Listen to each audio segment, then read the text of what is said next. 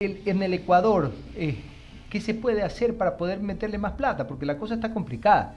Y al día de hoy yo sé que todo el mundo anda medio loco con el tema, pero y que todo el mundo está desesperado por plata y todo el mundo está vuelto loco para ver qué se obtiene, cómo hacer pues más dinero y al mismo tiempo cómo cumplir obligaciones, porque es importante cumplir obligaciones, pero no podemos ir a lo loco, pues. No podemos hacer lo que nos dé la gana, no podemos coger y extorsionar, porque el problema es cuando comienzas a extorsionar a determinadas personas. Entonces, ¿cómo hacemos para poder, pues, meterle plata hoy en día a la economía de los bolsillos de los ecuatorianos? Y sobre todo sin que sufran los más pobres o los más necesitados. Cuéntenos un poquito. Bueno, Eduardo, muchísimas gracias por la invitación. Buenas tardes con todos. En general, yo creo que estamos hablando de problemas un poco más estructurales que no van a tener una solución de corto plazo. No quisiera copiar la frase que decía el presidente Milei en Argentina, pero decía, no hay plata, y un poco, digamos, tal vez no con ese lenguaje tan duro. Creo que el presidente también, digamos, en varias veces ha comunicado que no hay mucho más dinero. Ahora, lo que sí hay que ver es que el gobierno heredó una situación súper crítica, ¿no es cierto?, en el tema económico, en el tema político, en el tema de seguridad. O sea, digamos, no se podían pagar los salarios, recordemos al comienzo del año, venimos de haber tenido un enfoque político en el anterior gobierno, de inseguridad, digamos, creo que todos hemos visto lo que pasó incluso en televisión en vivo, pero creo que se ha logrado estabilizar la situación, aunque creo que todavía el Ecuador está en un estado frágil y necesita tener continuidad de la política pública y pasar, digamos, un poco de medidas de emergencia, medidas parche, para tener más bien una institucionalidad, pero creo que no hay soluciones rápidas en cuanto, digamos, a lo que se está adoleciendo en el país. Sí, en efecto, y yo creo que pues en respecto al tema económico, yo creo que todos deben de ser un poco más comprensivos con la gente, porque si la gente no tiene cómo vivir, no tiene cómo progresar y no tiene cómo trabajar, no va a poder desarrollarse el mismo país. En eso los empresarios tienen que estar conscientes. La libre empresa es correcta, es bueno, es positivo, pero si es que el pueblo no tiene cómo pagarles o no tiene cómo realizar una acción, porque el mismo gobierno o la circunstancia que se está dando como tal termina siendo más compleja que ayer, porque ayer era un poco más fácil, hoy es más difícil, todo está más encarecido, se subió el IVA y se subieron un poco de otros detalles y un poco de otras cosas como tal. Creo yo pues que pues la problemática es sumamente grave. Ahora entrando a la pregunta que quiero hacerle, y es sobre el tema de los impuestos, la carga impositiva, y me preocupa mucho y sobremanera justamente este IVA en 15%. ¿Hasta cuándo va a seguir esto? Porque la verdad es que el tema económico todavía al día de hoy no se va a superar. ¿Cree usted que se quede el IVA en el 15%? Y que ya no vayamos para atrás, porque la cosa sigue encareciéndose. A ver, yo creo que hay que ponerle en términos relativos, ¿qué es un IVA alto? Si uno se va a Colombia, el IVA me parece que está sobre el 17, 18%. Alguien que venía recién de España me decía, oye, el IVA está sobre el 20%. Y de alguna forma, si uno se va a diferentes países, se tiene IVAs o impuestos, ¿no es cierto?, al consumo altos, bastante altos. Entonces, digamos, creo que de eso algo que está para quedarse. Si uno se pone a ver un poco qué es lo que ha pasado en la historia fiscal de los últimos años, el Estado gasta mucho más y la gente pide mucho más de lo que recauda. Si nosotros preguntamos, digamos, en subsidios, nadie quiere quitar subsidios, ¿no es cierto?, a las gasolinas, que es lo típico que se habla. Si uno ve, digamos, el subsidio, la seguridad social, nadie quiere que se quita. Entonces, digamos, políticamente lo que vemos que la gente quiere es que se siga con ese nivel de gasto y para eso hay que ir ajustando los impuestos. Creo que, digamos, eso de alguna forma va en una dirección correcta. Creo que la reforma tributaria que hizo el gobierno puso un orden fiscal, ¿no es cierto? Y no es un orden fiscal que solamente se ve en lo macro, pero vemos, digamos, en los GATS se ha ido igualando algo de plata comienza a fluir, proveedores, los mismos salarios de los funcionarios, ¿cierto? Que a ratos uno le puede ver como, de alguna forma, ¿no es cierto?, esos burócratas, oye, pero parte de esos funcionarios son profesores, son policías que hoy necesitamos, son médicos que necesitamos. Entonces, digamos, el gobierno comenzó con un monto de pasos como de 4.600 millones, pero que no bajan significativamente, sí se comienza a sentir que el dinero comienza a fluir. ¿Qué más se puede decir de esto? A nivel internacional, el riesgo país ha caído como 1.000 puntos, algo sube, algo baja, pero digamos son 1.000 puntos de ajuste, un poco muestra que, digamos, están haciendo los deberes bien y la confianza de afuera regresa. También hay un nuevo acuerdo con los multilaterales, eso va a traer dinero fresco y va a permitir que algo se dinamice la economía.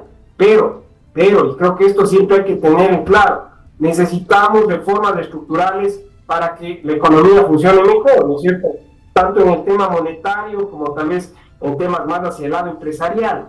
El empresario tiene que pensar que, ¿no es cierto?, así como el gobierno tenía una trayectoria que era bastante insostenible, de igual forma, ¿no es cierto?, una economía, un negocio y con empleos que de alguna forma eran paralelos a ese crecimiento del gobierno. Una economía que no va a poder tener el mismo impulso económico desde el lado del gobierno, tiene que el empresario, va a haber ciertos sectores que no van a volver a crecer como creció antes.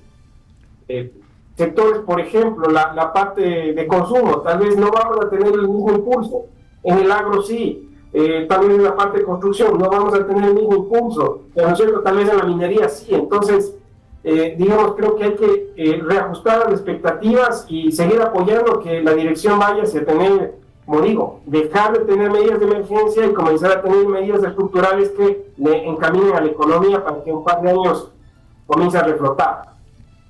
En efecto, y justamente eso que menciona nuestro invitado el día de hoy, es necesario hacerles entender a los empresarios, a todos los empresarios, que si quieren dinamizar la economía deben entender, el pueblo no tiene plata, y si no hay plata no hay cómo hacer las cosas. Y como lo acaba de decir nuestro invitado, nuevamente lo vuelvo a decir, y es que hay que reajustar las expectativas. Es la única forma en que la economía va a poder dinamizarse. Es la única forma en que usted, señor empresario, va a poder salir adelante. Porque lo que la gente quiere, la gente de bien, porque esa es la realidad. Hay más gente de bien aquí en este país que cualquier otro delincuente. Quieren pagar, quieren mejorar, quieren prosperar. Entonces, vamos a seguir con más del diálogo de la tarde el día de hoy. Justamente, Leonidas. Gracias, Eduardo. Bernardo, un poco consultarle, el gobierno obviamente aplica ajustes con las reformas que se han hecho en la parte económica, tenemos el IVA aumentado 3 puntos, pero hay una preocupación también que termina siendo el tema de la administración de esos recursos, los muchos o pocos que pueda tener el Estado.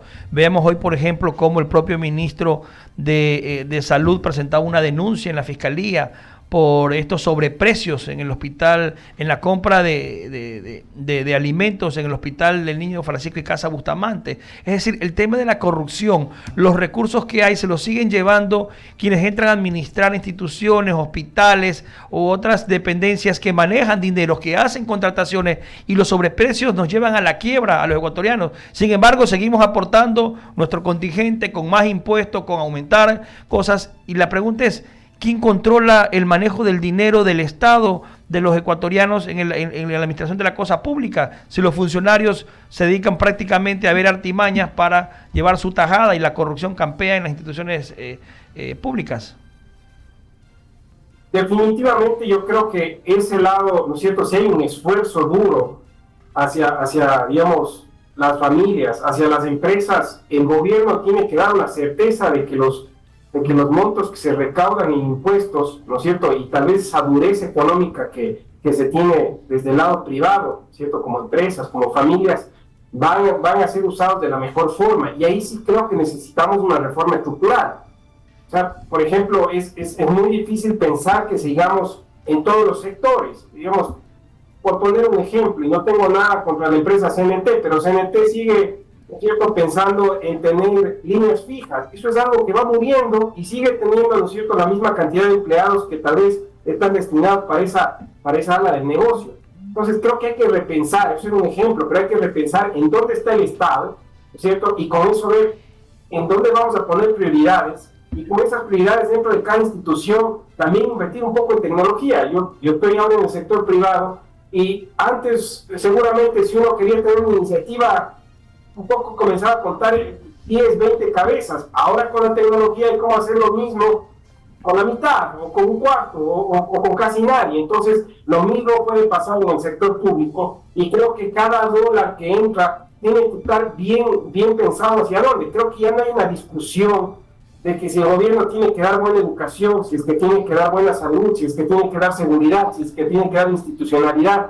desde el lado de la justicia, por ejemplo. Eso creo que ya no está, ¿no es cierto?, en discusión. Ya no son los años 60, la Guerra Fría, porque a ratos creo que volvemos a esas discusiones muy pasadas, de moda, ¿no es cierto?, pero eso tiene que estar bien. Pero, digamos, el resto de cosas, ¿para qué el sector público quiere, ¿no es cierto?, distribuir gasolina con Petroecuador, con Petrocomercial? Vemos que hay un desastre, ¿no es cierto? ¿Para qué queremos que los GATS sigan con ciertas competencias? Digamos, hay que repensar cómo hacemos que el Estado haga que cada dólar rinda, y eso sí es un cambio estructural, que comienza desde cómo hacemos los presupuestos, que son muy inerciales, cómo damos flexibilidad, porque digamos, en el empleado público es imposible reducir un ala del gobierno.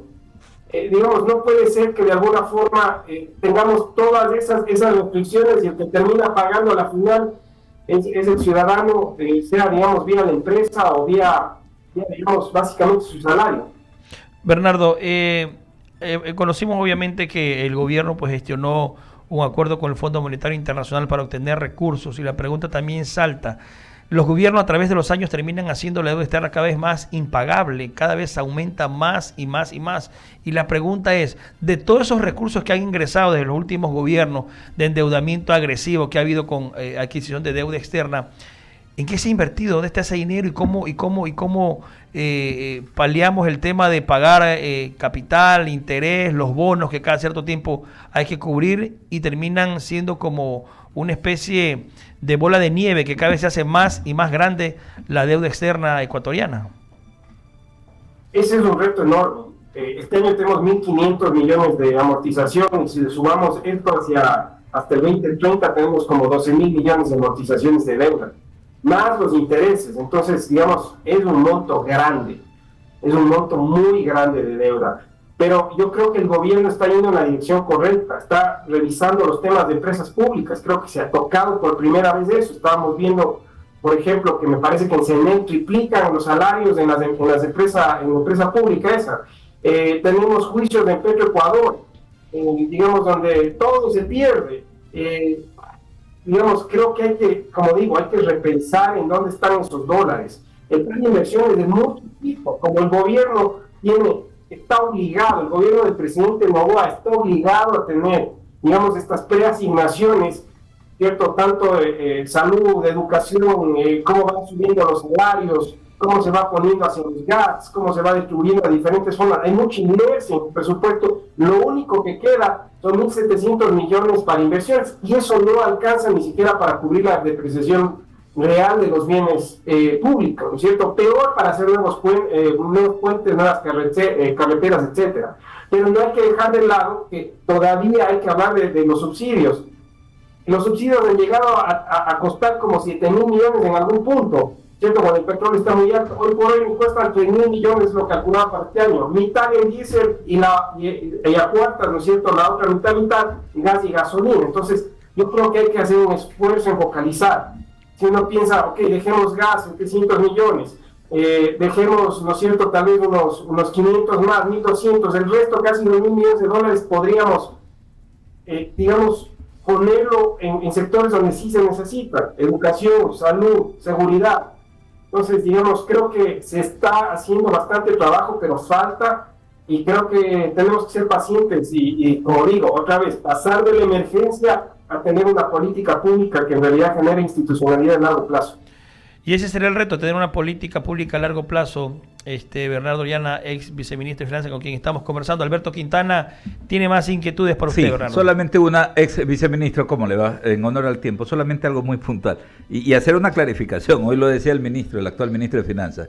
O sea, no es que haya ingresado todavía $1 del préstamo al Fondo Monetario Internacional, por si acaso, ¿no? Eso es importante ponerlo por delante, ¿no? Porque aquello todavía tiene que pasar una fase, ¿no? Ya está preaprobado, pero en todo caso es que a veces hay como que queda latente la idea de que ya la plata llegó y ya se diluyó. Sí vale la pena ser puntuales en esto. Usted decía algo, ¿no?